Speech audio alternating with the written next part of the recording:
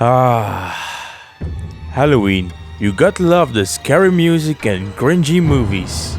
So to celebrate it, I built this awesome creepy pumpkin one-day build. Are you ready? Are you really ready?